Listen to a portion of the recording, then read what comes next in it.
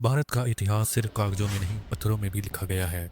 और जब हम इन पत्थरों में गड़े मंदिरों की ओर देखते हैं तो कुछ रहस्य आज भी हमें चौंका देते हैं। आज हम बात करेंगे गुजरात के प्रभास पाटन में स्थित सोमनाथ मंदिर की।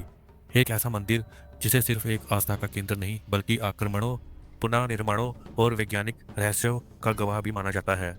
सोमनाथ मंदिर का परिचय। सोमनाथ मंदिर भारत के 12 ज्योतिर्लिंगों में से पहला माना जाता है। मान्यता है कि इस मंदिर को स्वयं चंद्रदेव ने बनवाया था जब वह 6 रोग से पीड़ित हुए थे और भगवान शिव की उपासना से ठीक हुए। सोम मतलब चंद्रमा और नाथ यानी भगवान, इसीलिए नाम पड़ा सोमनाथ। इतिहासकारों के अनुसार यह मंदिर कई बार बना और टूटा। 17 से अधिक बार विदेशी आक्रमणकारियों ने इसे नष्ट किया, लेकिन हर बार यह मंदिर फिर से खड़ा हुआ, क्योंकि यह सिर्फ पत्थर का ढांचा नहीं बल्कि करोड़ों लोगों की आस्था का प्रतीक है। हवा में तैरता शिवलिंग एक रहस्य।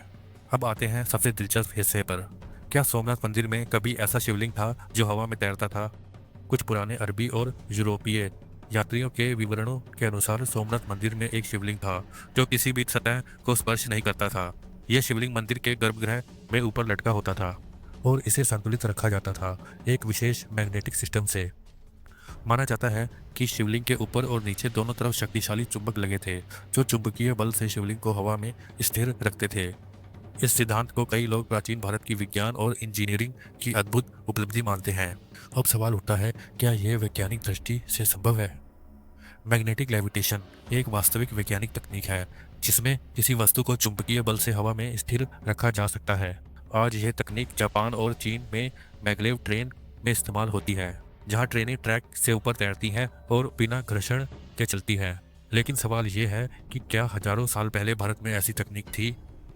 प्राचीन भारतीय ग्रंथों जैसे वास्तुशास्त्र और अग्नि पुराण में कुछ ऐसे संकेत मिलते हैं जिनमें धातुओं के गुण, ऊर्जा के प्रवाह और वास्तु के अंदर चुंबकीय दिशा के अनुसार भवन निर्माण का उल्लेख है।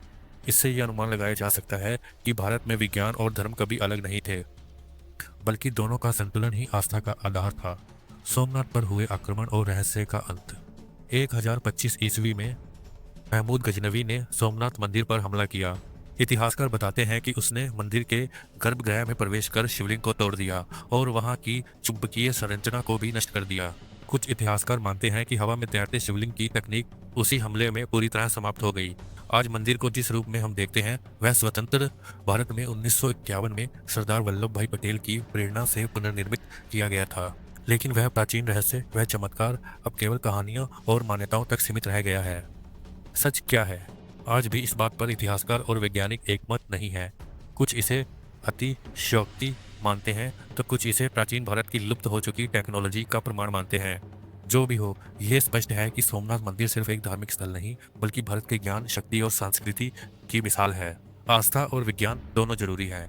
आस्था वह शक्ति है जो लोगों को जोड़ती है और विज्ञान वह विधा है जो हमें आगे बढ़ाती है। जब दोनों एक साथ हो तो ऐसे ही अद्भुत मंदिर जन्म लेते हैं जैसे सोमनाथ। अगर आपको यह जानकारी पसंद आई हो तो वीडियो को लाइक करें, शेयर करें और सब्सक्राइब करना ना भूलें। ऐसे ही ऐतिहासिक और रहस्यमय विषयों पर हम फिर मिलेंगे। तब तक के लिए जय महाकाल।